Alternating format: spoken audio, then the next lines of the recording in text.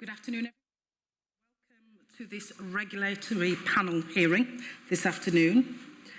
We will begin with a round of introductions, but what I should say is that when you are asked to speak, could you press this button here that's in front of you so that you can speak, so we can hear you. Okay? And when you've finished, click the button again so that the next person can speak. Okay? All right, round of introductions. So my name's Amanda Pinnock.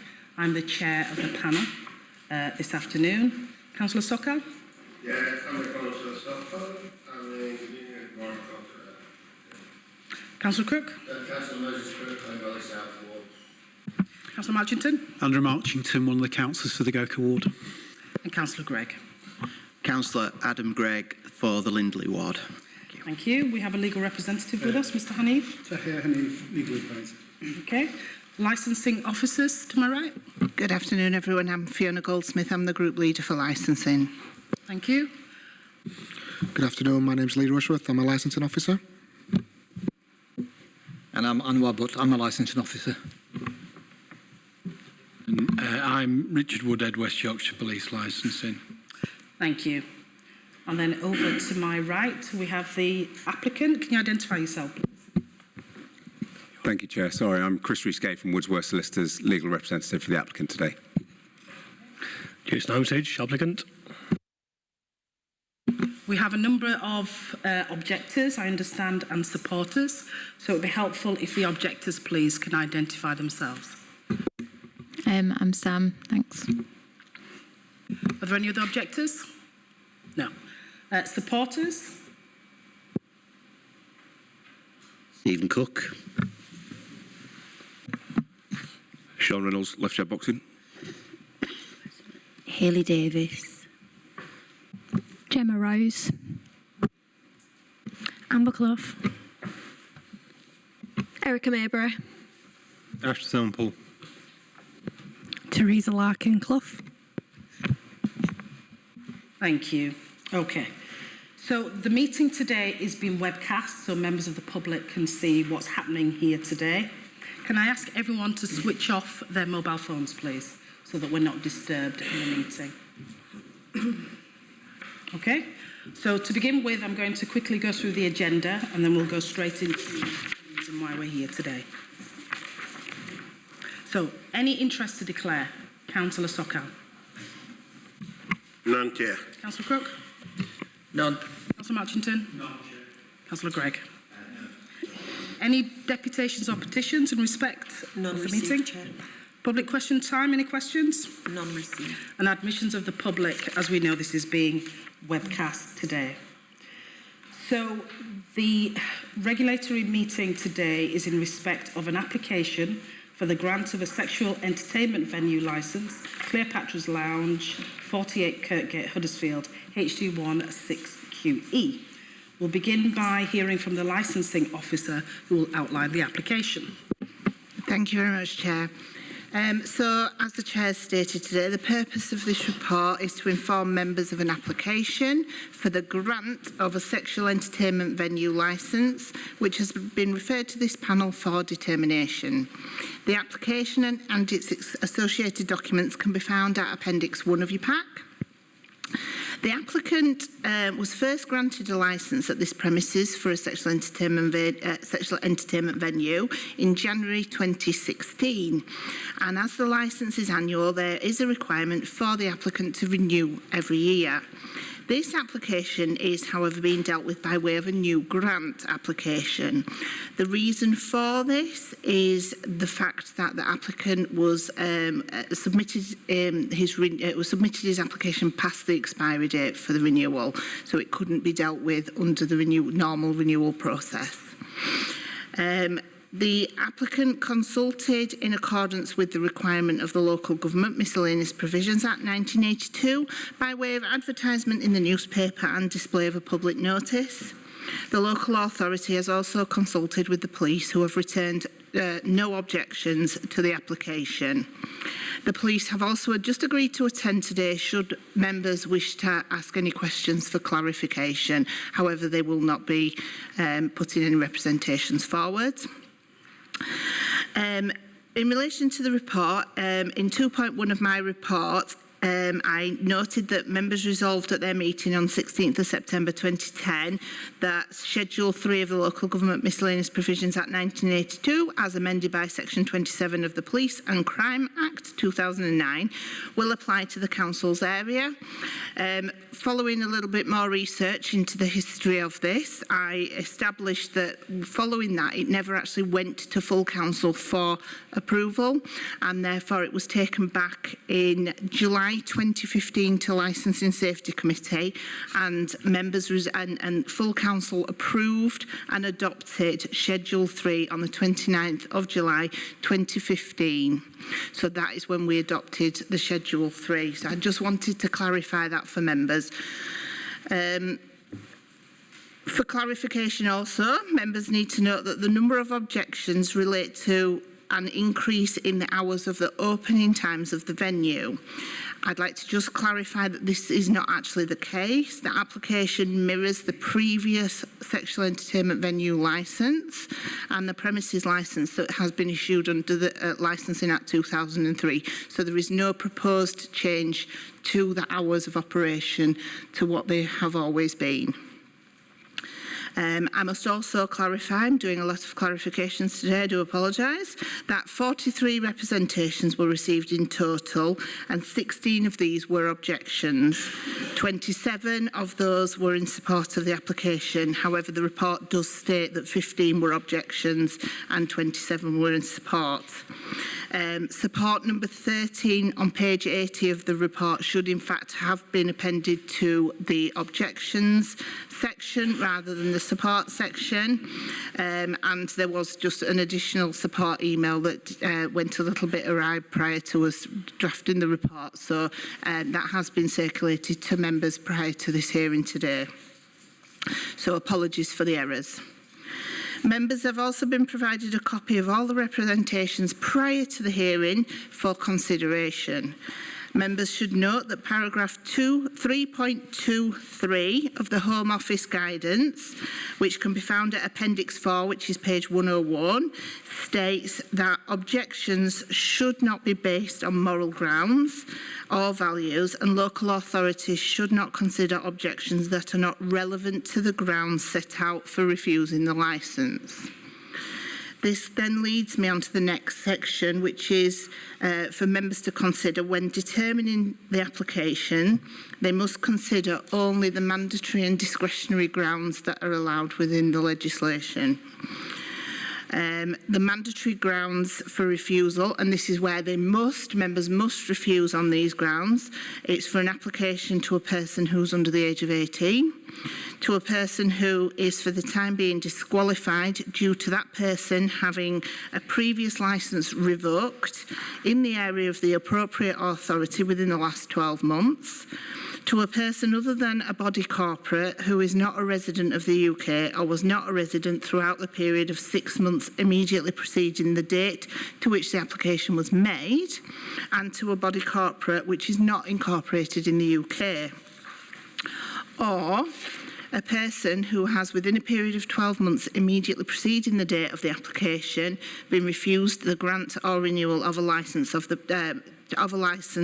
premises, vehicle, vessel or stall in respect of which the application is made, unless the refusal has been reversed on appeal. The discretionary grounds that members can refuse on today are the only other grounds that they can consider. The first one is that the applicant is unsuitable to hold a licence by reason of having been convicted of an offence or for any other reason. Number 2 is that if a licence were to be granted, renewed or transferred, the business to which it relates would be managed or carried out for the benefit of a person other than the applicant who would be refused the grant, renewal or transfer of such a licence if he made the application himself. Number 3 is the number of sex establishments in the relevant locality at the time of the application is made or determined is equal to or exceeds the number which the authority is considered to be an appropriate locally.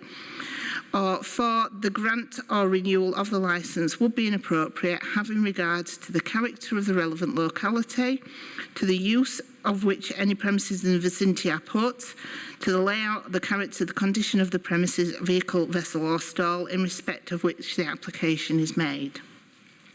A decision to refuse the licence must be relevant to one or more of the grounds that I have read out to you today and for no other reason. And for clarification for members, in relation to the number of establishments being equal to or exceeding the number which the authority considered appropriate locally, the Council's current policy, which can be seen at Appendix 5, does not put a limit on the number of sexual entertainment venue establishments within Kirklees. Should members refuse the application under 1 and 2 of the discretionary grounds, so that's the suitability of the applicant or a person acting for and on behalf of the applicant may appeal the decision to the Magistrates' Court. If members refuse the application 3 and 4 of the discretionary grounds, that is the number in the locality, the character and the use of the premise in the vicinity, or the layout and character or condition of the premises, the only challenge for refusal in that case is for the applicant to judicially review the local authority. If members are minded to refuse the application on one or more of the above mandatory or discretionary grounds, reasons for that decision are required to be provided to the applicant in writing. It's a matter for you, Chair. Thank you. So I'll move to questions. I have a few questions. So you said that this establishment first opened in 2016 and the licence has been renewed every year. Have you received any complaints? Have you had any concerns about renewing the licence during that period? Thank you, Chair. I can confirm that the law is quite clear that if objections are received upon renewal, it would have to come to a panel for decision by members. Over the years, it has never been to a panel for decision.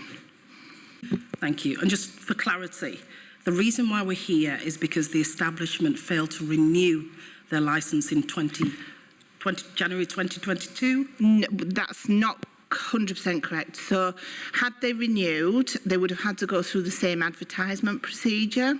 So it is possible that the same people that put objections in would have seen the advertisements as well, whether it was a grant or renewal, because it's the same process. It's just, unfortunately for the applicant, he did not submit his renewal in time, so it has to now be dealt with under the new grant process. So just for clarity, had they applied to renew the licence in January 2022 and you received objections, it could still have to come to the regulatory panel anyway? Yes, that's correct. It would probably have been in front of you today, just as it is now. Thank you. I'll move to my colleagues to see whether they have any questions. Councillor Sokal? Yeah, just following on your question. So it's not given any reason in the application why the applicant failed to submit application, a renewal application prior to the expiry date? Yeah, thank you. I think that will be one for the applicant to be able to answer when they're doing their submissions. Thank you. Councillor Crook? No questions, thanks. Councillor Marchington? Councillor Gregg? Just one question through you, Chair, if I may. There was a bit of confusion about the trading hours on the application. Could you clarify that those mirrored the existing hours and just shed some light on it? Yes, of course. So since it's been opened, the hours have always been till 6 a.m. It's not an extension of the hours. The premises licence mirrors that, and the sexual entertainment venue licence has been 8 till 6. Can I ask another question while I've got you? Are there any other establishments in Kirklees? We don't have any other sexual entertainment venues within Kirklees. Thank you. I'll move to the applicant's representative. Do you have any questions for the licensing officer at this stage? None, thank you. Okay, so we'll move over to the applicant then. So if you can outline the application in representations, please. Thank you very much, Chair. Could I just confirm that you received the supplementary photos? Lovely. Thank you ever so much. So, Chair, in my presentation this afternoon, I'll cover four main aspects: a brief background of the operator, the application itself, the representation and supporting statements, and then a brief summary. So, to be clear, we seek the granting of the sexual entertainment venue licence as applied for. So, in terms of background then, the application has been made by Jason Armitage, the owner and operator of Cleopatra's Lounge. Jason has held a sexual entertainment venue licence as well as a premises licence for 14 years in Huddersfield. He also holds an SEV licence in Bradford. He has, for these 14 years, held the only SEV licence for Kirklees Council. As per paragraph 3.3 of your very own SEV policy, experience of operating on SEVs previously should be taken into consideration, and we ask you to do that. Jason has worked in similar venues across Europe and understands the high standards that are expected, and indeed, he knows how to manage and maintain these standards. He is himself registered and trained as an SIA door security staff, so he has full understanding of exactly what his security staff required to do. The premises has operated to the highest standards whilst he has been operating it, and he has had no enforcement action in terms of licence reviews within this period, and no enforcement action taken. He is a married man with 2 young children and considers himself a dedicated family man. Underneath Jason, there is a general manager and 2 duty managers. There is therefore a well-established management team in place. The premises has over 100 performers registered, and so in terms of employment, its offer of employment is for around 115 people. As you can tell from the supporting letters, there is a real community within this premises, and indeed also there's been a large capital investment within the property itself. Coming out of COVID, they invested £65,000 in a full refurb of the premises, and indeed the business rates have been paid annually. There's not only internal work within the community that they do, but Cleopatra's Lounge also supports local communities, a mainly left jab community boxing club, raising £150,000 for local charities. Those benefiting include Kirkwood Hospice and indeed Huddersfield Gang Prevention Team, which discourages local antisocial behaviour. Cleopatra's Lounge is also an official sponsor of Huddersfield Rugby Union Football Club. Staff welfare is taken extremely seriously, and as is set out in your pages 28 to 48, there are comprehensive policies and procedures in place for all performers. There is an induction pack setting out code of conduct, drugs and alcohol policies, and the like. The premises has just launched a new digital app to make the process of recording and maintaining compliance even more safe and effective. Turning then, Chair, to the application itself. As set out clearly by the licensing officer just now and is in at 2.26 and 2.27 of your pack, Cleopatra's Lounge has been licensed as a sexual entertainment venue at this premises since 2016, and prior to this, the SEV licence was held at different premises within Huddersfield Town Centre. The sexual entertainment venue licence being renewed annually until this year.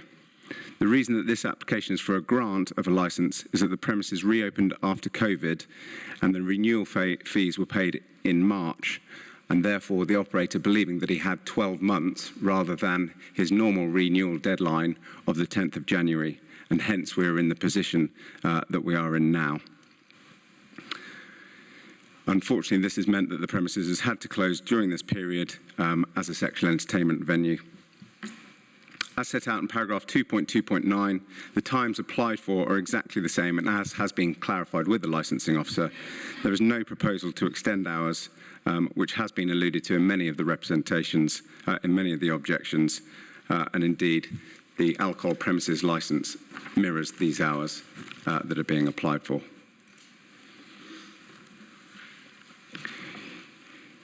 You will note that these hours, 2000 to 0600, fall outside normal core business hours. Of most importance, we say there are no objections at all from the responsible authorities. As part of this application process, the police need to be given notice. This was done, and indeed, as has been stated, the police have no objections to the operation.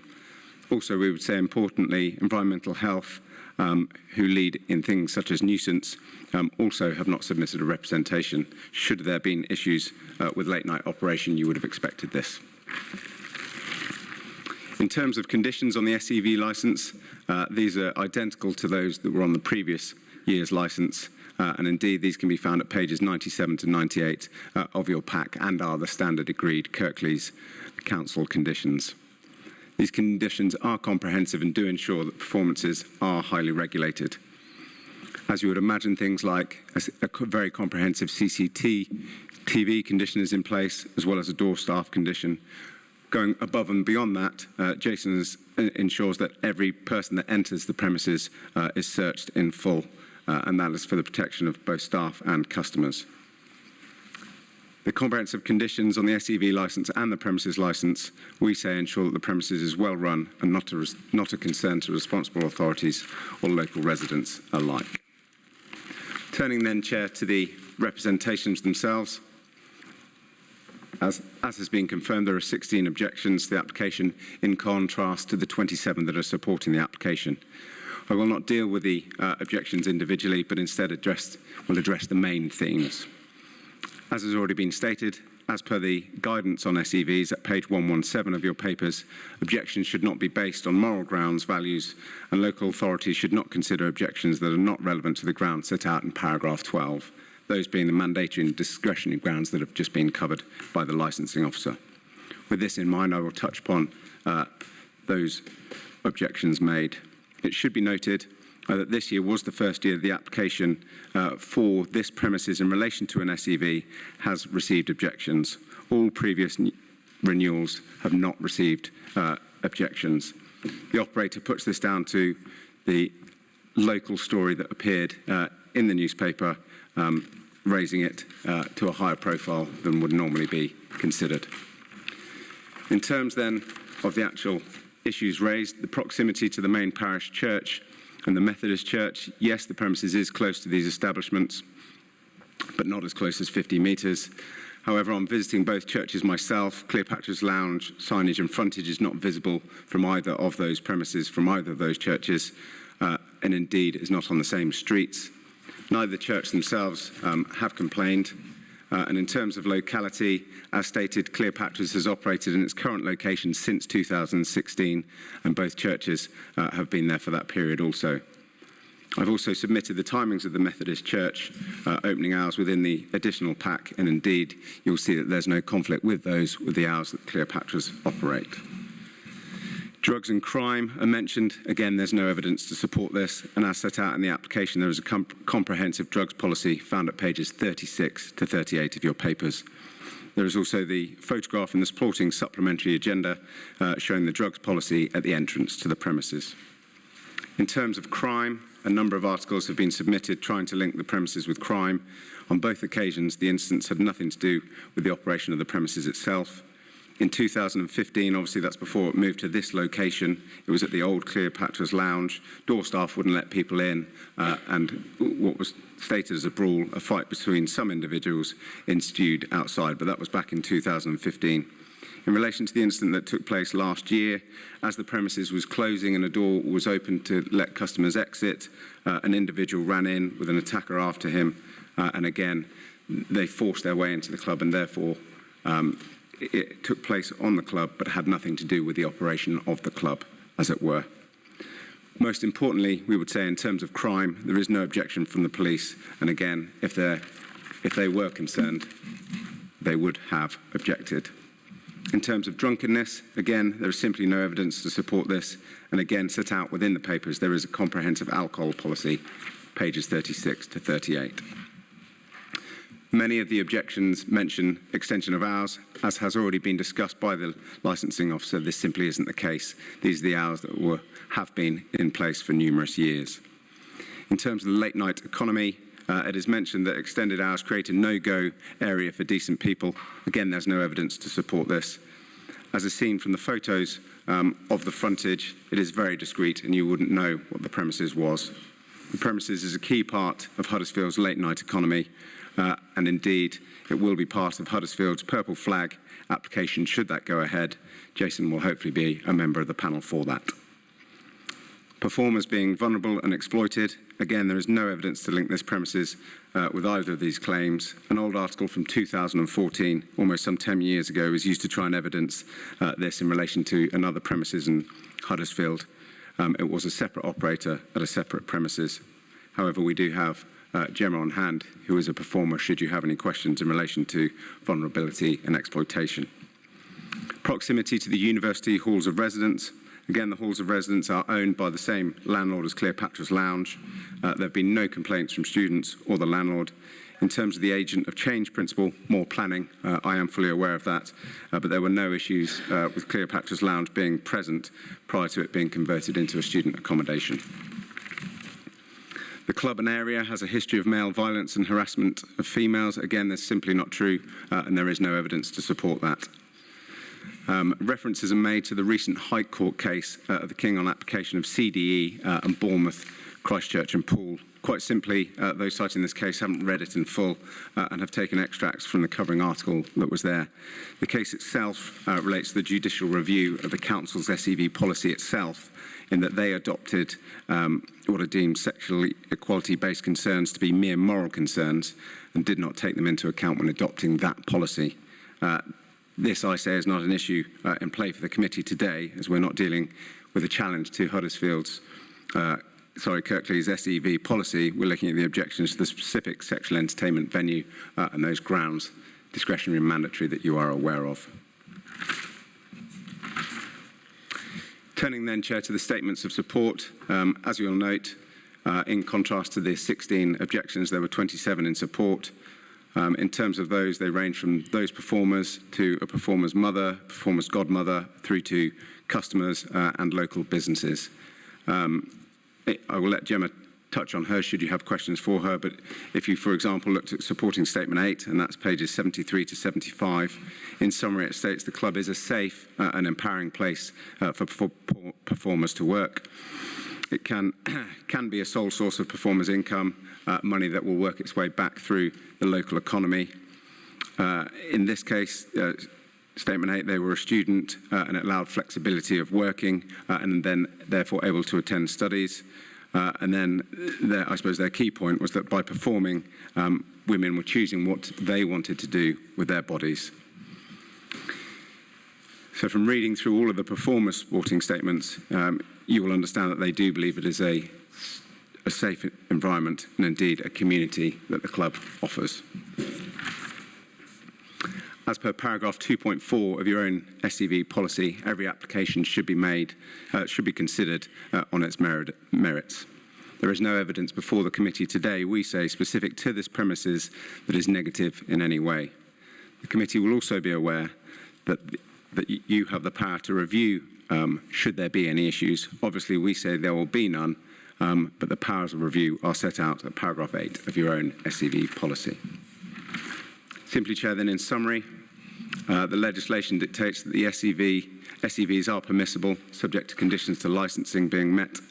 Jason Armitage is a premium and experienced SEV operator with a great management team underneath him. There are all relevant policies and procedures and relevant conditions in place to give the committee comfort there will be no issues, as there have been no issues in the past. Staff welfare is seen as a paramount. No enforcement action or licence review has been launched in the 14 years that Jason has held his SEV licences within Huddersfield.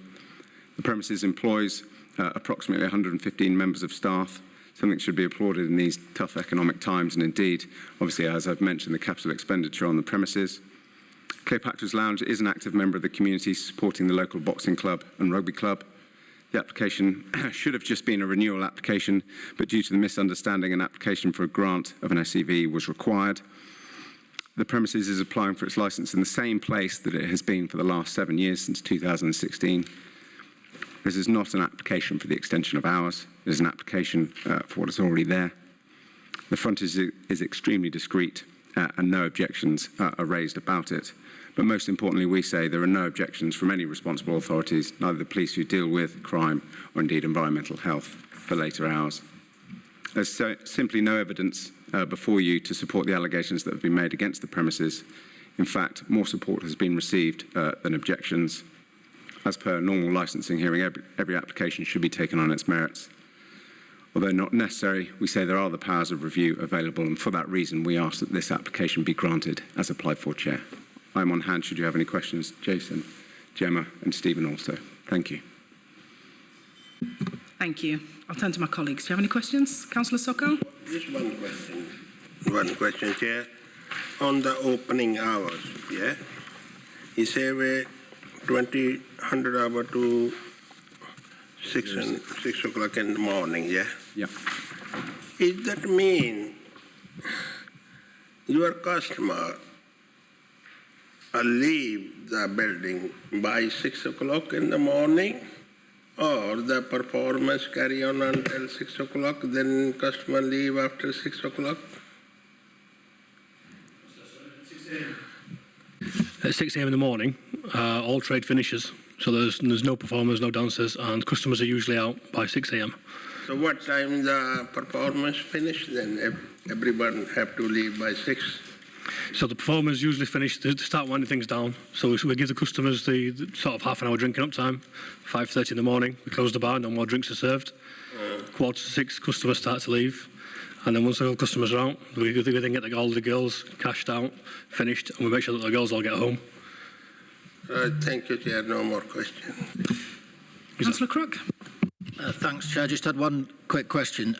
You mentioned that the business employs 115 members of staff. I just wanted to check because I'd understood from some of the representations in the papers that the performers worked on a self-employed basis. So in terms of permanent staff, what's the actual employment rate on the book? Sorry. So permanent staff, full-time as employees, full-time, part-time and flexible are around 15.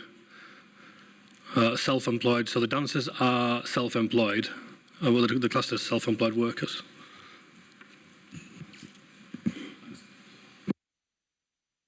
Councillor Matchington? Councillor Gregg? No questions. Okay. So I will then turn to the licensing service to see if they have any questions. No questions, thank you. Okay. We have an objector with us. I wonder if you have any questions at this stage. You will have your opportunity a little bit later on to make your representations, but do you have any specific questions for the applicant? I think it touches on that question. Are there 85 dancers self-employed at Cleopatra's? 85. If it's 100 minus 15, is it? There are around 100 and there's over 100 performers on the books at the moment. Okay. Thanks. Okay. No more questions. All right. So we'll move over to, we have one objector with us. The lady at the back, could you just confirm your name again and make your representations, please? Oh, thanks. Chair, could I just ask, sorry, which objection is it in the paperwork, just so I can follow it? Is that all right? I can't even remember which it was. Oh. It feels like a long time ago. Yeah, I'm sure she'll go into detail about why she's objecting. Okay. Yeah, so first of all... Sorry, can you just confirm your name for me? Yeah, my name's Sam. In terms of the character of the locality and the fact that it is near the university, I appreciate that there might not have been any complaints from students. I wouldn't expect there to be any complaints from students. I've been a student and sometimes practices can happen, especially in a cost of living crisis, where people are encouraged and it is normalised.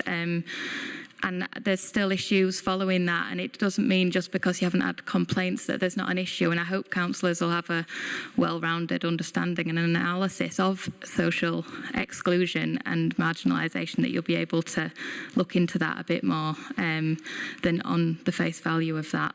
In terms of the use of the premises, tackling specific issues about this premises in the case of the social media, I think it's objectifying social media images that have been used on Instagram and Facebook, with women's bodies used as tables to display pumpkins at Halloween, women's backs displaying birthday cakes. There's images of women and potentially a male hand touching women's bums, women's hands touching other women's breasts, a photograph of a woman's face in another woman's bum, language that I find quite demeaning titties, boobies, boobs, bums and boos. I think it's quite clear what this venue is used for. It says that there's not to be any lewd, lascivious or obscene content. I would argue that some of that is not very respectful, and it's not promoting positive relations between the sexes and between protected characteristics. And I just wonder how women are, is that really a genuine occupational requirement to be female? It doesn't seem to be. They talk about diversity using the incorrect acronym of, like, I don't know, LBT, when as a member of the LGBT community, I don't know what the evidence is that you really are including those people. As a passionate disability rights activist, I'm not sure, and professional, it mentions that there's disability access, but I would be interested to hear a little bit more about the varied range of access barriers that people face, whether it's just step-free, because that's not disability access, that's limited access. Yeah, in terms of the purchasing of consent, I'd like to know, because I've read the policy and I wasn't clear what happens if a performer agrees to a particular service or particular dance with a customer, and what are the grounds of refusal, if any? Maybe you could tell me if you change your mind. Would you get charged a fee if you had to stop that dance, for example? The objections, the letters of support mentioned that the pay, the flexibility, being able to dance, feeling attractive, having fun. I think there's loads of jobs where you can get those things, and I think it'd be perfectly possible for the licence holder to retain your staff, retain your supportive, tight-knit community, retain your part of Huddersfield's nightlife, and provide the similar functions without the sexual entertainment element. In terms of the community support, likewise, I'm a fundraiser for a local cause, and it is possible to raise money without it coming from sexual entertainment. In terms of, going back because I've made some notes, people visiting the area at night, also people starting work in the morning, that's been mentioned. Not every single form of harassment is reported to the police. There's a massive crisis of trust in West Yorkshire Police from women, and a lot of it is just that undercurrent of daily misogyny and microaggressions that people face. And I think that it wouldn't be possible to say exactly how many and from whom and by whom, but I don't think it's fair to say, oh, there's no evidence for that, because we're in a climate where violence against women and girls is on the headlines every single day. The government are talking about it, local authorities are talking about it. It's not something invented or made up. It's really, there is a great degree from, on a big spectrum, ending in obviously extremes such as femicide, I think is worth preventing at an earlier stage. In terms of somebody said it's a no-go area, if they've said that and they've bothered to write in, I'd say they do feel it's a no-go area. There's probably other people who feel totally fine walking past, but to say that's not evidence, letters from the community are evidence, and they're asking the councillors to represent their feelings, and that's about their behaviour on the matter. In terms of saying there's not many objections, I mean, I don't think many people are ever aware of these licensing. It's quite a niche thing. We're all here because we've found out about it. It's not something that a random member of the public could be spending their time and going through all the bureaucracy and the policies and procedures, which are quite unfamiliar to most people.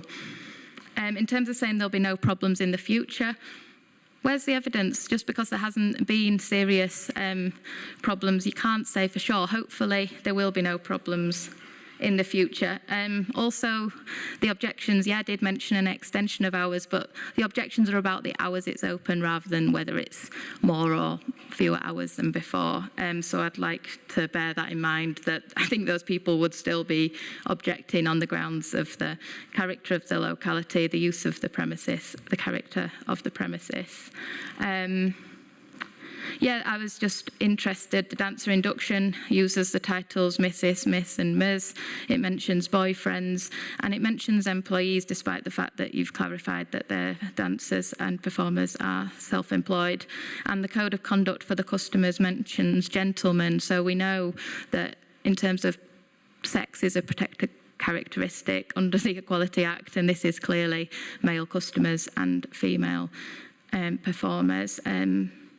In the Licensing Act, it mentions his licence, and yeah, these are not premises run by and for women for the maintenance of human rights. They are profit-making businesses, and I would think we can have all of the benefits without the risks by not granting the licence for the sexual entertainment. So I'd urge you to consider the objections. Thank you. Thank you. I will turn to my colleagues to ask if they have any questions. Councillor Stockow? Councillor Crook? Councillor Marchington? Councillor Gregg. Licensing? No, thank you. Thank you. Okay. So, at this stage, I will invite you to respond to what's been said so far, please, in respect of the objections. Thank you, Chair. Obviously, normally we sort of get questions. There's a lot of questions within that. I suppose the points that I made, obviously, social media was referred to. Obviously, I haven't seen any evidence of that. That was spoken about, and so I'm not live to any of that and can't really comment. In terms of the other elements that I'd highlighted, grounds for refusal, I suppose Jason or if Gemma would like to explain. Can I just ask a question? Obviously, she's referring to the social media for the entertainment venue. Yeah. I'm assuming that you have control of that? Yeah, we do have control of some. To respond to what she said? Yeah. Is that correct? The information she's provided, is that correct? So we do have social media, Twitter, Instagram, Facebook, and it's a way for us to advertise to people that want to come to the club. It's not targeted towards males predominantly. We're open to it. For us it makes no difference if anybody that comes in. Anybody is welcome, male, female, so on and so forth. We don't discriminate against.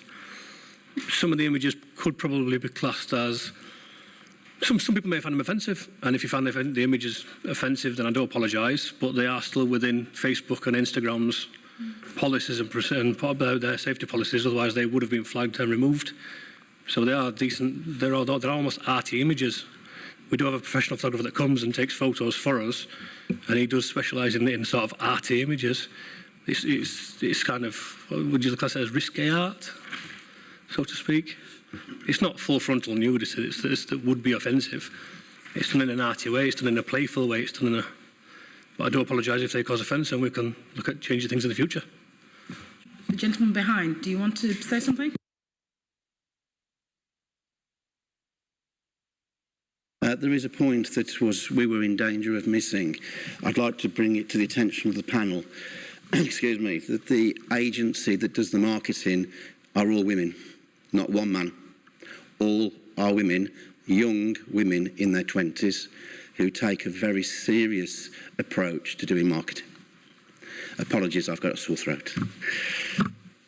Thank you. You're going to respond to the other points? Thank you for that. So the other points that were made were refusals. I had written down. I apologise. If a dancer refused. Oh, if a dancer refused. So a dancer, the performers are free to refuse a dance if they don't wish to dance for a customer. There's no pressure. There's no force. There's no one saying you must dance. If a performer doesn't want to dance for a customer, she can quite simply say no, and that's the end of it. If a customer or a client is, I don't know, maybe he might have had I don't know how to explain it. I'm trying to think of the best way to explain it so that. In fact, Jim is probably the best way to answer it is from a dancer's point of view. The dancers and performers are free to. Yeah, we're considered self-employed, so we conduct our business within the club's regulations however we wish. So there is never any pressure for me to interact or conduct a performance with a customer that I wouldn't feel comfortable doing so. And so there is absolutely no pressure or coercion or anything like that. I conduct my business however I like within that premises, within the regulations, obviously. Can I just say as well, in response to some of the objectors' points, most are moral arguments and therefore should not be considered. You talk about kind of maybe how we're objectified and such. However, it is my body, my choice, and this is how I choose to use my body. But it is very irrelevant when it comes to licensing. So I just wanted to put that out there. I would like to respond to that further, but it's not relevant when it comes to licensing. Are you able to respond to any of the points that are raised, or have you finished? Sorry, Chair, I didn't take a stringent list because normally we have questions that you then respond to the questions. I'm happy if I think the idea at objector... this stage was for you to respond to any of the objections that have been raised, but if you feel comfortable that you've done that. Yes, I suppose unless normally, sorry, Chair, obviously if questions are raised, we deal with them one at a time as we go. If you don't feel the objector has had an opportunity to ask questions, then we're happy to revisit that if that's what the committee wants. I'm in your hands. Because I didn't take a stringent list of what was being asked as questions, because normally it's just that's what the objector's view is, rather than actually I've got questions of you. That should have come at the questions time when we'd spoken, if that makes sense. But more than we're in your hands to revisit that if that's what you'd like. Okay, I'm happy to move on at this stage. I would also like to respond to the safety issues that the objector brings up, and I would implore the objector and anybody else that objects to sexual entertainment venues to consider the consequences of taking away such venues. And if you really do care about protecting women and women's rights, do consider what would happen to the performers if that safe and legal working space is taken away from us, and that is our choice to work there. So I would just like people to consider that as well, even though that is kind of a moral thing too. But it is a safety issue, and I feel incredibly safe working at Cleopatra's. I have worked in 20 sexual entertainment venues potentially across the UK, and Cleopatra's Lounge is the place where I feel happiest and the safest. It's the place that I enjoy to work the most, and I feel incredibly safe there. And I would be devastated from a personal perspective if it was taken away from me, and I know a lot of other performers would really struggle and would potentially be forced into more dangerous conditions and working conditions and other forms of sex work that they might not otherwise choose. Sorry, Chair, that's it from us. Thank you. Thank you. So this is an opportunity now for the supporters to make representations. Is it Gemma? Yes. Yeah. So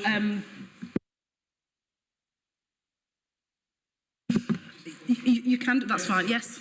Yeah, just a question of clarification. If I've read the Codes of Conduct correctly, there's sort of a policy of non-contact between dancers and customers and between dancers. That's right. Just seems to be a little bit of a disconnect between the posts that we've heard about on the social media and that policy. So do you want to clarify? Yeah. Right. Our policy is a no-contact policy, so yeah. There's no reason for the customers to be touching the girls. It shouldn't happen. We have doors, we have security that monitor it, we have cameras that cover all angles of the club, and they are proactive in keeping an eye on things. Yeah. The images for social media is exactly that. It's a point of view, and things can be interpreted in different ways.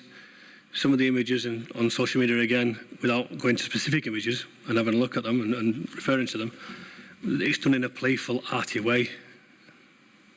Yeah. All the images that we use are what you will see in the club, as in the images of the club. They're not stock images that we buy from, that we just download from Google. Most of the images are images of the club, of the drinks, of the surroundings, so that people know what to expect when they get there. Yeah. But we do have a policy in place, and there are menus on each table. So every table on the walls that say that there's no contact. If someone's seen to be going in towards or trying to do something they shouldn't be doing, which is very rare, the door staff are on it and they will give you a warning. You're lucky if you get one warning, and then it's home time. Could I just add to that? Obviously, the conditions within the SCV licence and those particular to the dance are covered at 15 and 16, and they are very specific and, as stated, covered by the CCTV, the door staff and the management team who are walking around. Okay, that's fine. Councillor Gregg? Thank you, Chair. It might just have been covered there, actually, the couple of questions that I've got. Just following on from the objectors' comments, and what I would say is that I know that I'll speak for everybody on the panel, that protecting women and girls from violence is absolutely of the utmost importance.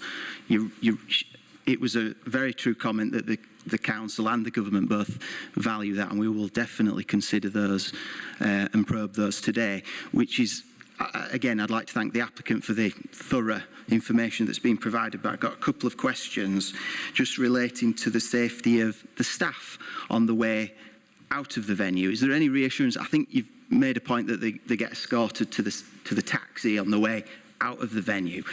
Just on that and how staff are recruited, because there's been a lot of things that have been said by objectors related to how staff are recruited. Just to offer some reassurance and clarity on that, about recruitment and on the safety of women travelling to their car or vehicle at the end of a shift. Thank you.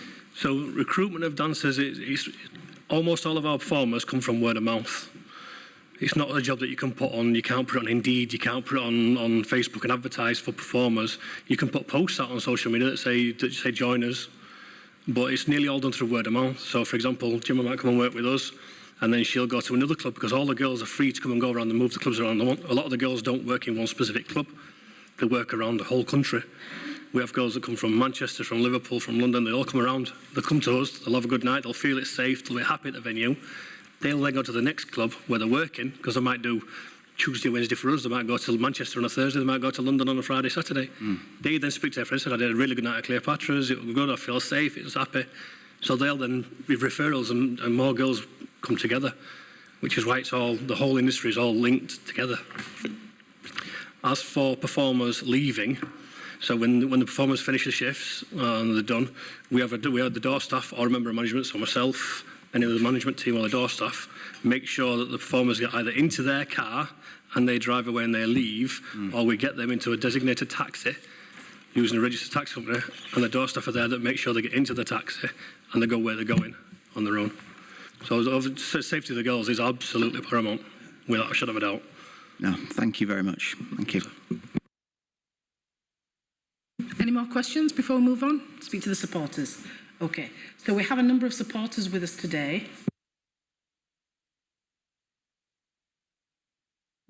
Okay.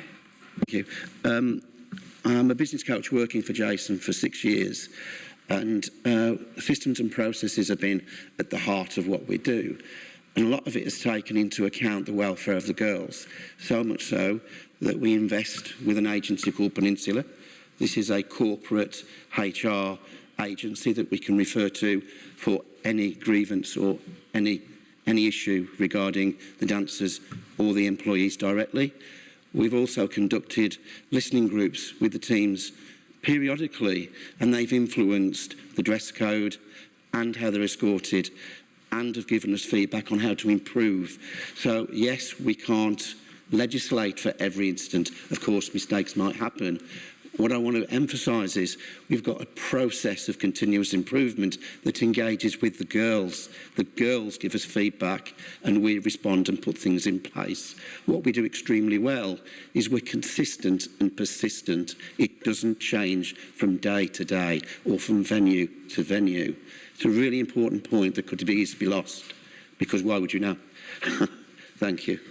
That's really helpful, thank you. Okay, so we have a number of supporters with us today. Could you just raise your hand if you're wanting to make representations today? So, Gemma, are you going to make representations? Yeah? Gentleman over there. Anyone else? I'm just really mindful of time, and I'm really mindful of repetition as well. I know you've already spoken, Gemma, but I want to give the supporters an opportunity to speak as well. So is that 3 people to speak? Lovely. So if you could keep it concise and limited to specifically what you're supporting, that would be really helpful. Okay? Thank you. So I don't think there's anything else that I would add other than saying there is nothing other than moral arguments which do not come into the licensing, there is nothing to stop Cleopatra's reopening as usual. I feel very safe working with Jason, working at Cleopatra's. And as this gentleman has talked about, measures are put into place to make sure performers, we can give feedback, and if we need help, people are there. I feel very safe under the bouncers and all the CCTV and everything. So there's nothing else to add, because I don't think there are any other points that are relevant.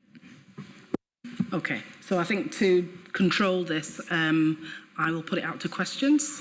Councillor Sokal, any questions? No, I think that people have well explained everything. Thank you.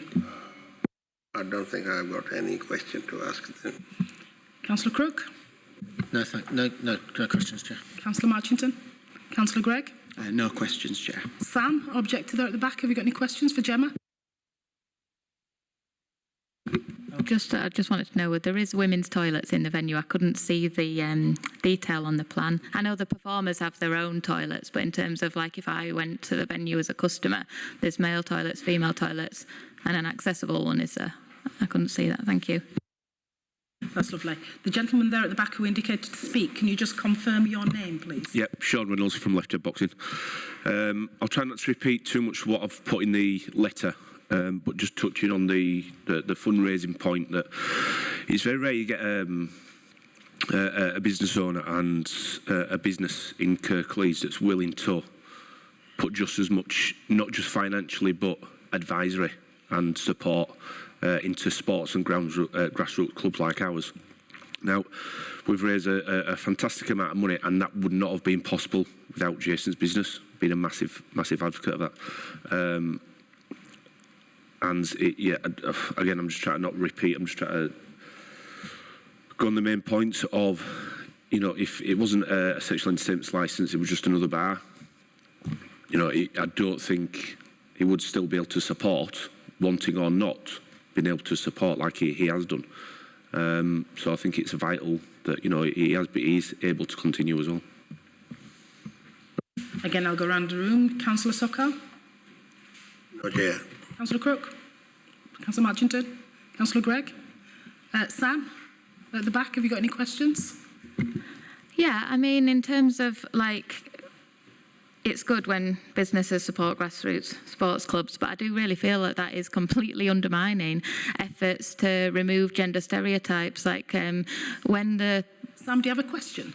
Well, my question is how is it not just completely undermining other charities and causes that are set up to achieve valid aims such as equality and respect and rights? Are you able to respond to that? Yeah, I mean, I think we can all agree since COVID, fundraising for any charities is twice as hard as it has been. And with Jason being consistent pre-COVID and post-COVID, that's the nature of his business. But that nature of that business is still supporting the main fundraising that we particularly are doing. Now, without Jason, we may not be able to raise that money. And it's him as a person and the business itself. There's maybe 100,000 businesses in Kirklees, but this is the one particular business that was massively supportive.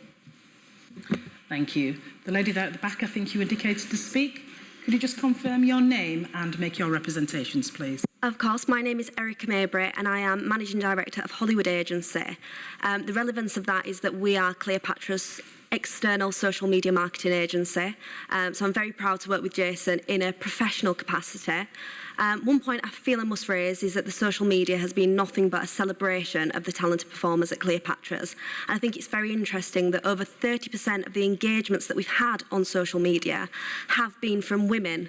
So it does kind of back up that point. As well as this, coming at this from a social media manager perspective, but also a regular customer of Cleopatra's, I'm very confident to say that it's an incredibly safe venue and very well run, which is absolute testament to Jason Armitage and his very well put in place systems and processes. Thank you. Okay, round of questions. Shaking heads. Sam? Do you think some of the men who visit Cleopatra's as customers, who it describes some are married and so on, might not be wanting to engage in a public way, but might be supportive of the venue and giving good reviews on other social media review sites? I don't think you should answer that question. I think it's inappropriate, I'm afraid. Okay, all right. So we've come to the end of that part of the meeting. So we're at the stage now where I'm asking everyone to sum up. So I'll start with the licensing service. Is there anything? I've got nothing to add. Thank you, Chair. Thank you. The applicant? Chair, just very quickly to reiterate the main points. Legislation dictates that we can have SEVs. Jason, as you've heard, not only from myself, but from everyone around, is a premium operator and an experienced SEV operator. There are the relevant policies and procedures, relevant conditions in place to ensure that staff welfare is paramount. And indeed, you've been into detail about exit of the venue, as it were. No enforcement action or licence reviews have been launched in the last 14 years under Jason's realm. The premises employs 15 and has 100 on the books. That's performers. Cleopatra's Lounge is, if you heard, an active member of the community. The application should have just been a renewal, we say, unfortunately due to the issues of the payment taking place in March, thinking it should have been done then. And that's the explanation as to why there has been this confusion that's come before you. The premises is applying for the same licence that it's been in the same place for 7 years.